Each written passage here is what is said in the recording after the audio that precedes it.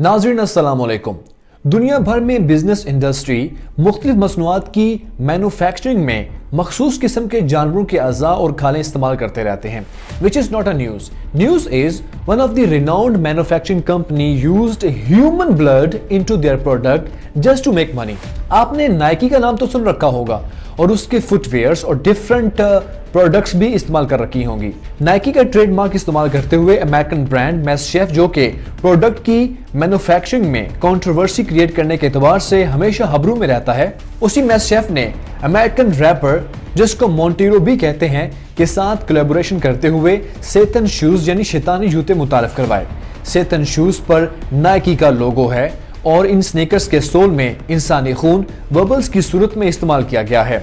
जब इन स्नीकर्स को पहनकर वॉक की जाए तो इंसानी खून हरकत करता हुआ नजर आता है। कंपनी के घटियापन के साथ साथ खरीदने वालों ने भी बेशर्मी का खूब मुजाहरा किया।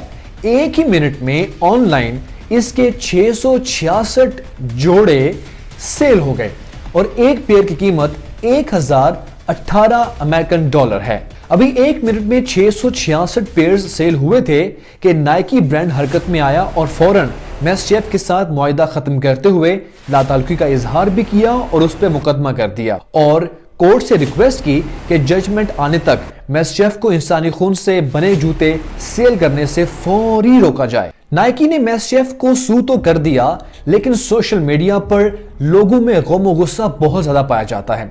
लोगों को यह कहना है कि कभी सोचा नहीं था कि कंपनीज पैसे बनाने की खातिर इस हद तक भी गिर सकती हैं।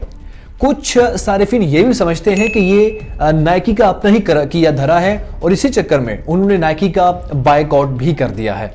अब देखते हैं कि अमेरिकन कोर्ट इस पर क्या जजमेंट देती है, लेकिन इस तरह की हरकतों से ज़हनियत का अंदाजा लगाना बहुत ही आसान है। एक तरफ ये मुआशरे खुद को सिविलाइज सोसाइटी कहती हैं, तो दूसरी जानिब इंसानी खून के साथ कभी होली खेलते हैं तो कभी इंसानी जूतों में इसका इस्तेमाल करते हैं।